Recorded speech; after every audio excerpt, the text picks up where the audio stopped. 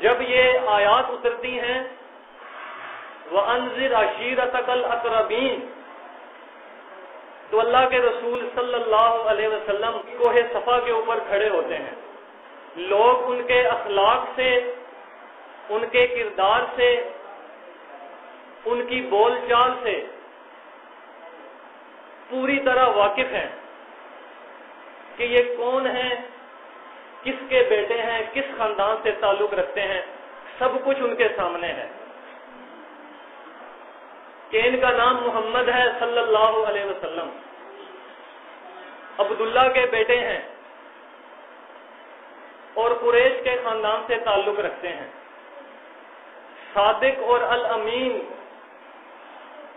ان کو کہا جاتا تھا. ابھی اللہ تعالیٰ نے ان کو نبوت سے سرفراز نہیں کیا، ابھی ان پر وحی نہیں آئی، اس سے پہلے ہی لوگ ان کو صادق اور امین کے القابات سے نوازتے ہیں. ان کے خاندان والے سینہ تان کر خوش ہوتے نظر آتے ہیں کہ ہاں یہ ہمارے خاندان کے ایک فرد ہیں، شریف النفس ہیں، باحیا ہیں، سچ بولنے والے ہیں، صادق اور امین ہیں. وہ خوش ہوتے تھے اس بات سے کہ محمد صلی اللہ علیہ وسلم جیسے ایک فرد، ایک انسان ہمارے درمیان موجود ہے. جب وہ کوہ صفا پہ کھڑے ہوتے ہیں تو وہی دعوت جو نوح علیہ السلام لے کر آئے تھے، اللہ نے ان کو جو پیغام دے کر بھیجا تھا، اسی دعوت کو دوبارہ قریش مکہ کے سامنے بیان فرماتے ہیں. اور وہ اس سے پہلے اس دعوت سے روشناس بھی تھے، کیونکہ ابراہیم علیہ السلام کے ساتھ اپنے آپ کو منتسب کرنے کا ان کا دعویٰ بھی تھا کہ ہم ابراہیمی ہیں، ہم ان کے دین کے پیروکار ہیں. تو جب وہ کھڑے ہوئے آواز لگائی کہ اے قریش کے لوگوں، اے میرے خاندان والوں، اے بنی عبد مناف، اے بنی عبد فہر، اے میری بیٹی فاطمہ رضی اللہ عنہا، اے میرے چچا عباس بن عبد المطلب، اور اے میری پھوپھی صفیہ رضی اللہ عنہا. تو سارے قریش کے لوگ دوڑتے ہوئے بھاگتے ہوئے آئے سننے کے لیے کہ نبی صلی اللہ علیہ وسلم کیا بات بیان فرمانے والے ہیں. اور یا سبحاہ کی پکار لگائی گئی تو سارے اکٹھے ہو گئے، سننے کے لیے بے چین ہیں کہ یہ کیا بات بیان کرنے کے لیے کھڑے ہوئے ہیں اور یہ کیا کہیں گے.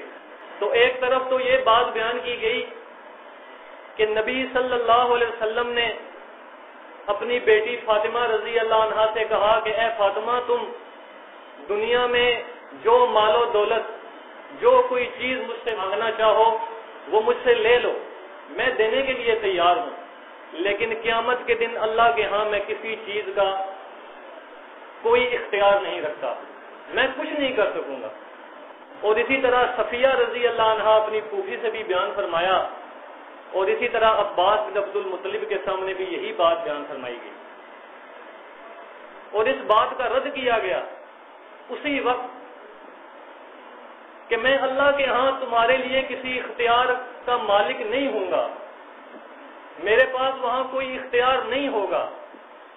دنیا میں جو میں کر سکتا ہوں تمہارے لیے وہ مجھے کہو، میں کرنے کے لیے تیار ہوں. زندہ نبی ہیں ہمارے پیارے رسول صلی اللہ علیہ وسلم، اور اپنے مختار کل ہونے کا رد کر رہے ہیں. یہ جو آج عقیدہ بیان کیا جاتا ہے کہ اللہ کے رسول صلی اللہ علیہ وسلم مختار کل ہیں، ہر طرح کا اختیار ان کے پاس ہے اپنی وفات کے بعد بھی. تو وہ زندگی میں اسی وقت اپنی سب سے پیاری بیٹی جب وہ اندر آتی تھیں تو وہ اٹھ کر اپنی جگہ سے کھڑے ہوتے تھے اور ان کے ماتھے پر بوسہ دیتے تھے اور ان کو اپنی جگہ پہ بٹھاتے تھے.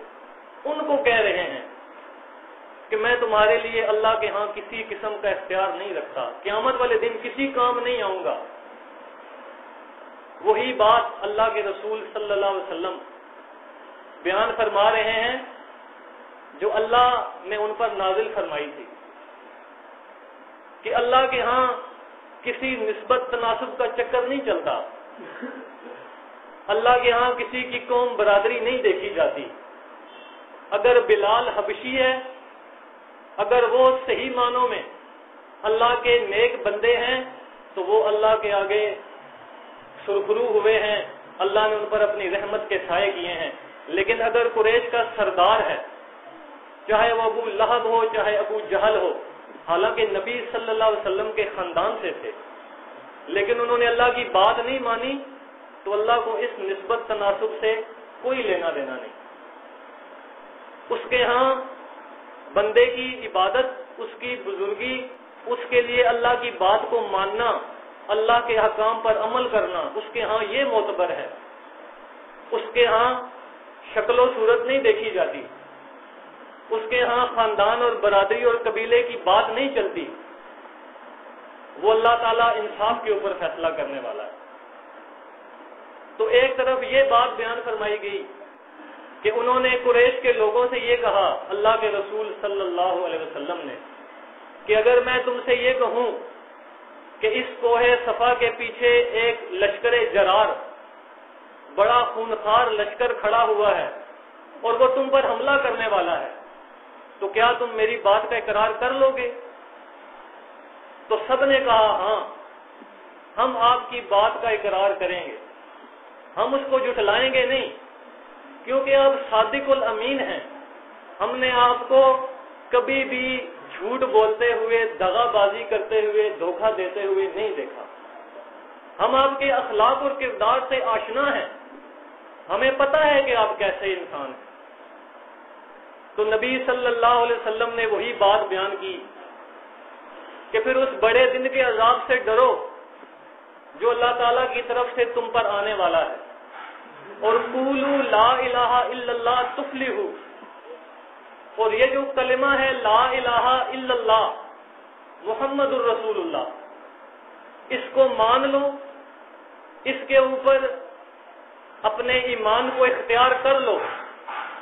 یہ ایک ایسا پلیٹ فارم ہے جس کے اوپر تم اکٹھے ہونے کے لیے اگر تیار ہو تو اس پہ اکٹھے ہو جاؤ، تو تفلحوا، تم کامیاب ہو جاؤ گے، کامران ہو جاؤ گے، فلاح پا جاؤ گے. اللہ تمہیں اپنی رحمتوں کے سائے میں لے لے گا. تم اللہ کے ساتھ شرک کرنا چھوڑ دو. اور تملک العرب والعجم، اس بات کی بھی نشاندہی کی ساتھ ساتھ کہ یہ عرب کیا چیز ہے، عجم کے بھی تم مالک بنا دیے جاؤ گے. جیسے قرآن میں بیان فرمایا گیا وَأَنْتُمُ الْأَعْلَوْنَ إِن كُنتُم مُؤْمِنِينَ، کہ اگر تم صحیح معنوں میں ایماندار ہوئے، صحیح معنوں میں اللہ کے ماننے والے ہوئے، تو تم ہی کامیاب اور کامران رہو گے. دنیا کی کوئی طاقت تمہارا کچھ نہیں بگاڑ سکے گی. جب یہ بات بیان کی گئی تو سب سے پہلے اپنے خاندان والوں نے نبی صلی اللہ علیہ وسلم کی مخالفت کی. ابو لہب نے کہا کہ آپ نے ہمارا سارا دن خراب کر دیا ہے، نعوذ باللہ آپ کے ہاتھ ٹوٹ جائیں، کیسی بات کی آپ نے، ہمارے الہوں کے خلاف آپ نے کہہ دیا. اجعل الآلہۃ الہا واحدہ، سارے الہوں کو چھوڑ کے ایک الہ کی دعوت آپ دیتے ہیں ہمیں. تو وہاں ان کے جو الہ تھے ان کی الہیت ٹوٹتی ہوئی نظر آئی. تو انہوں نے اس بات کا غصے کے ساتھ جواب دیا اور انتہائی نازیبا الفاظ بھی استعمال کیے. پہلے جن کو وہ صادق الامین کہتے تھے آج ان کے خلاف ہیں. اور منیب الازدی صحابی ہیں رضی اللہ عنہ. امام بخاری اپنی کتاب تاریخ الکبیر میں ایک واقعہ لائے ہیں شروع اسلام کا، کہ جب یہ دعوت توحید اٹھی ہے تو کیا کیا معاملات ہوئے ہیں اللہ کے رسول صلی اللہ علیہ وسلم کے ساتھ. کہ وہ سفر کر کے مدینے آتے ہیں، آگے دیکھتے ہیں کہ ایک شخص کچھ بات بیان کر رہا ہے، وہ جانتے نہیں ہیں کہ یہ اللہ کے آخری رسول ہیں صلی اللہ علیہ وسلم. تو کوئی ان پر مٹی پھینکتا ہے، کوئی ان کو برا بلا کہتا ہے، کوئی ان کو دھکے دے رہا ہے، کوئی کیا کچھ کہہ رہا ہے.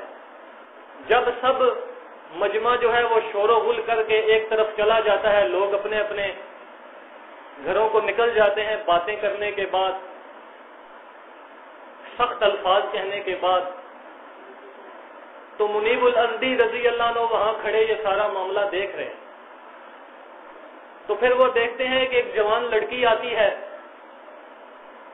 پانی کا ایک برتن اپنے ہاتھ میں لیے ہوئے اور روتی ہے، اور اس کھڑے ہوئے شخص کے چہرے کو صاف کرتی ہے، اس کے کپڑوں کو دھول سے جھاڑتی ہے۔ تو وہ شخص کہتے ہیں، اللہ کے رسول صلی اللہ علیہ وسلم ہیں، وہ کہتے ہیں بیٹی غم نہ کر، اللہ تعالیٰ تیرے باپ کو ضائع نہیں کرے گا۔ تو منیب الازدی ایک شخص سے پوچھتے ہیں کہ یہ کون ہے، ان کے ساتھ لوگوں نے یہ کیا معاملہ کیا ہے، کیوں کیا ہے؟ وہ شخص کہتا ہے، جس سے پوچھا جاتا ہے، وہ کہتا ہے کہ یہ محمد ہے صلی اللہ علیہ وسلم۔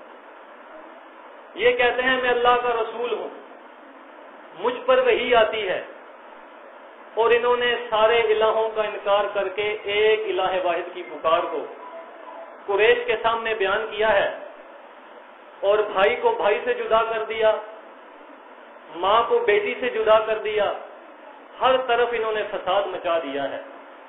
پھر انہوں نے پوچھا کہ یہ لڑکی کون ہے؟ انہوں نے کہا کہ یہ زینب ہے رضی اللہ عنہا، یہ ان کی بیٹی ہے۔ واقعات بہت سے ہیں۔ تو اس ایک بات کے پیچھے ان لوگوں نے اللہ کے رسول صلی اللہ علیہ وسلم کے ساتھ یہ سلوک کیا۔